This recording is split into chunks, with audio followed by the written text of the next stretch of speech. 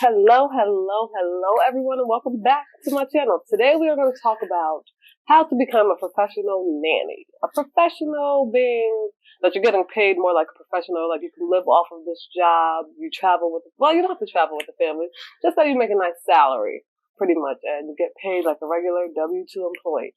So the first thing, I'll say there's about 6 steps, but I'll throw in some more bonuses for you guys.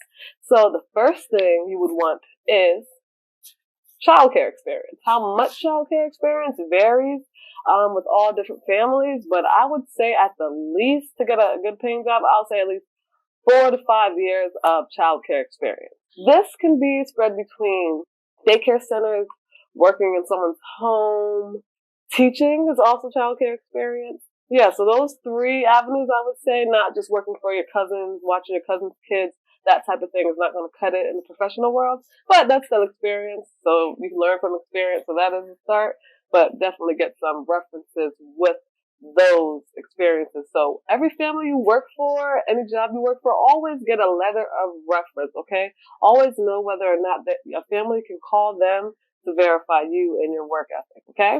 So that's number 1, childcare experience. The next, I would say, consider an education degree. So yes, you can get an associate's, you can get a bachelor's in a child care related field. I have a bachelor's in psychology and I have a master's in couples, family, and marital therapy. So it's child care related because I did have child psychology and I had child care experience as well from working in daycare centers. So it kind of all goes together with the child's brain and child's development. So yeah, definitely want a degree. That's number 2. Also, know the basics of working with families. Just because you worked in daycare centers, just because you were a teacher, it's very different working in someone's household as their employee. So working in a house with other staff, there might be a chef, there might be cleaning people, there might be household managers.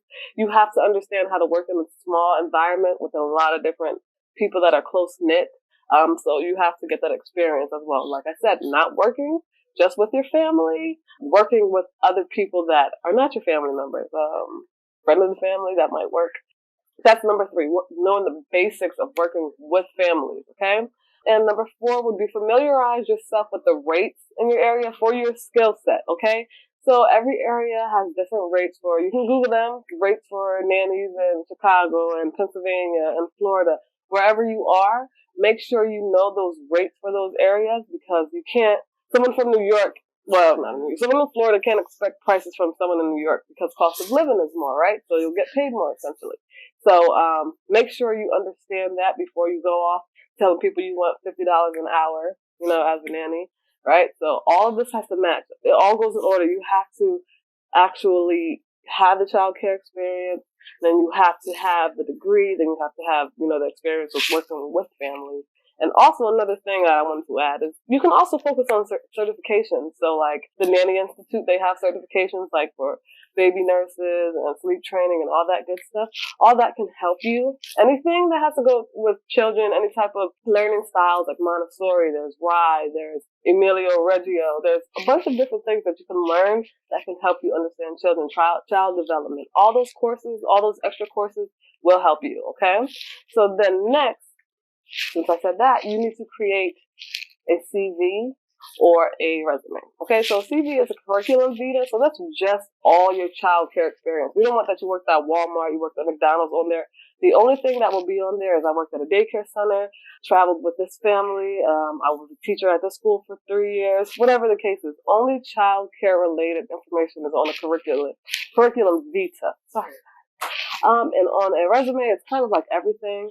But yeah, so everything, I like to focus on curriculum vitas because we are talking about one specific industry right now, which is the child care industry. So it would be, your education, it'll be your experience, it'll be your certifications, it'll be your first aid and CPR certified, that'll be on there too. And that is very important because this is what the families see when they are considering even hiring you or even doing an interview with you, right? So that's where we want to start, okay? So right now we have get the childcare experience for 1, focus on training and certifications, consider a degree, okay? Yeah, so training and certifications would be 2. I kind of skipped over that one. But yeah, so 3 years of childcare experience, I'll say 4 to 5 though. Just to be safe. More will not hurt you. More experience, the better.